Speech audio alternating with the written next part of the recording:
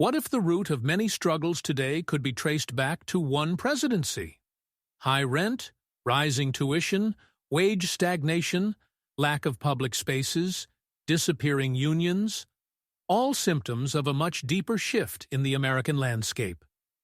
Ronald Reagan, the 40th President of the United States, ushered in a new era, one where economic freedom for the wealthy was prioritized over collective well-being. His policies changed the very fabric of American life, from how we work, to how we live, to what we expect from government. Under Reagan, the top marginal tax rate dropped dramatically, from around 70% to roughly 28%. The idea? Wealth would trickle down, that by giving the rich more money, they would reinvest in communities, businesses, and jobs. But instead of reinvestment, what followed was wealth concentration. The ultra-wealthy got richer, wages stagnated, inequality widened, and unions, once powerful protectors of worker rights, were deliberately weakened. In a landmark moment, Reagan fired over 11,000 striking air traffic controllers, federal employees demanding better pay and conditions. That single act sent a chilling message across industries. Organizing would no longer be tolerated. Education, too, was transformed. As governor of California, Reagan started portraying public education as an unnecessary burden on taxpayers. As president, he helped shift the system from grants to loans, turning education into a private commodity rather than a public good. College tuition skyrocketed. Student debt exploded. Adjunct professors today earn far below living wages, while institutions operate more like corporations than centers of learning. Between 1981 and 1989, poverty in the U.S. increased significantly. Social safety nets were slashed. Public programs meant to support vulnerable populations were cut, while military spending surged. The call for small government was less about limiting control, and more about defunding anything that didn't benefit the wealthy. The defense industry boomed. Public services withered. With fewer resources for the poor and mentally ill, many were funneled into the prison system, laying the foundation for what we now know as the prison industrial complex. This was reinforced by the war on drugs, another policy legacy of Reagan's administration. In some countries, public infrastructure flourishes. Parks, clean neighborhoods, shared spaces. Not because people are richer, but because governments invest in citizens with tax revenue from the wealthy. In America, we've grown used to less. We've normalized crumbling infrastructure, expensive health care, and a lack of accessible community spaces, all in the name of freedom. A generation has grown up in the shadow of these choices, and yet many still revere the man who set it all in motion. Reagan's image hangs in classrooms, as though his legacy wasn't one of dismantling the very systems that once held society together. The next time you wonder why things feel harder, more expensive, more isolating, remember this: it's not just the economy, it's history, and some of it starts with Reagan. Does any of this sound familiar? Notice any similarities with the Trump administration? Though there is one thing that Trump and Reagan differ on, and that's tariffs. Here's a video clip of a speech Reagan gave in 1987 about tariffs. The point he was making to the American people is important, so please watch to the end.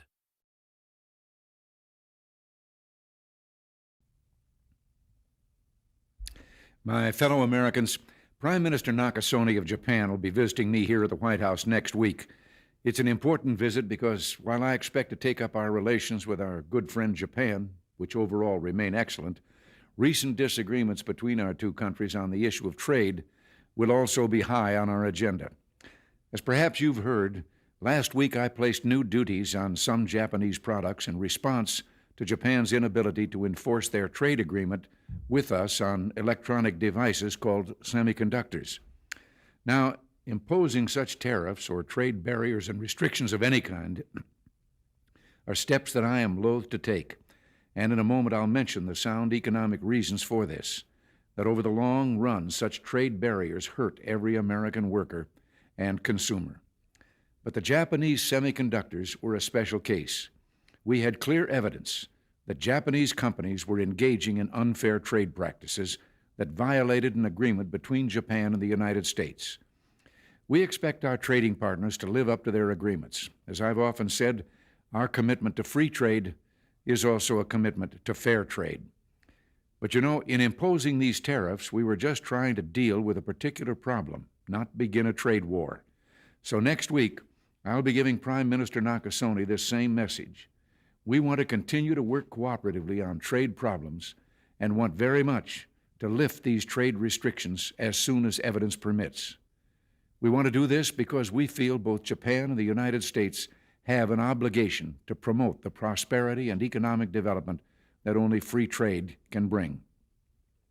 Now, that message of free trade is one I conveyed to Canada's leaders a few weeks ago, and it was warmly received there.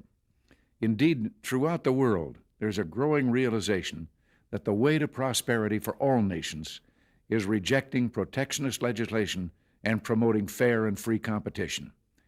Now, there are sound historical reasons for this. For those of us who lived through the Great Depression, the memory of the suffering it caused is deep and searing. And today, many economic analysts and historians argue that high tariff legislation passed back in that period, called the Smoot-Hawley Tariff, greatly deepened the Depression and prevented economic recovery. You see, at first, when someone says, let's impose tariffs on foreign imports, it looks like they're doing the patriotic thing by protecting American products and jobs. And sometimes for a short while it works, but only for a short time. What eventually occurs is, first, homegrown industries start relying on government protection in the form of high tariffs. They stop competing and stop making the innovative management and technological changes they need to succeed in world markets. And then, while all this is going on, something even worse occurs. High tariffs inevitably lead to retaliation by foreign countries and the triggering of fierce trade wars. The result is more and more tariffs, higher and higher trade barriers, and less competition. So soon, because of the prices made artificially high by tariffs that subsidize inefficiency and poor management, people stop buying. Then the worst happens. Markets shrink and collapse, businesses and industries shut down, and millions of people lose their jobs. The memory of all this occurring back in the 30s made me determined when I came to Washington to spare the American people the protectionist legislation that destroys prosperity. Now, it hasn't always been easy. There are those in the Congress, just as there were back in the 30s, who want to go for the quick political advantage, who risk America's prosperity for the sake of a short-term appeal to some special interest group, who forget that more than 5 million American jobs are directly tied to the foreign export business, and additional millions are tied to imports. Well, I've never forgotten those jobs, and on trade issues, by and large, we've done well. In certain select cases, like the Japanese semiconductors, we've taken steps to stop unfair practices against American products, but we've still maintained our basic long-term commitment to free trade and economic growth. So, with my meeting with Prime Minister Nakasone and the Venice Economic Summit coming up, it's terribly important not to restrict a president's options in such trade dealings with foreign governments. Unfortunately, some in the Congress are trying to do exactly that.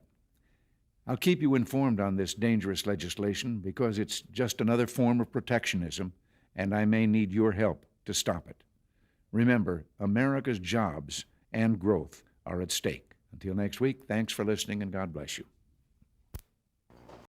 Now let's compare that to Trump's fictional characterization on tariffs. 1789 to 1913 we were a tariff-backed nation, and the United States was proportionately the wealthiest it has ever been. So wealthy, in fact, that in the 1880s, they established a commission to decide what they were going to do with the vast sums of money they were collecting. We were collecting so much money so fast, we didn't know what to do with it. Isn't that a nice problem? But we don't have that problem anymore, but we're not going to have it very much longer, I will tell you. But they collected so much money, they actually formed a commission to determine what they were going to do with the money, who they were going to give it to, and how much. Then in 1913, for reasons unknown to mankind, they established the income tax so that citizens, rather than foreign countries, would start paying the money necessary to run our government.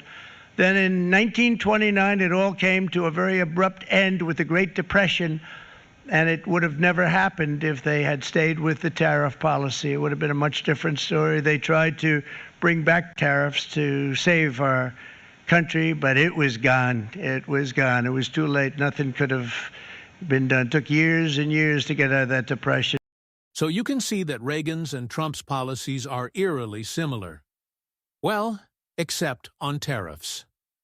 These policies have really been the Republican playbook for decades, ever since Reagan became the 40th president on January 20th, 1981. If you liked this video, don't forget to hit the like button. It helps spread the message to more people. Subscribe for more content like this. And hit the notification bell so you never miss an upload. Thanks for watching, and stay informed.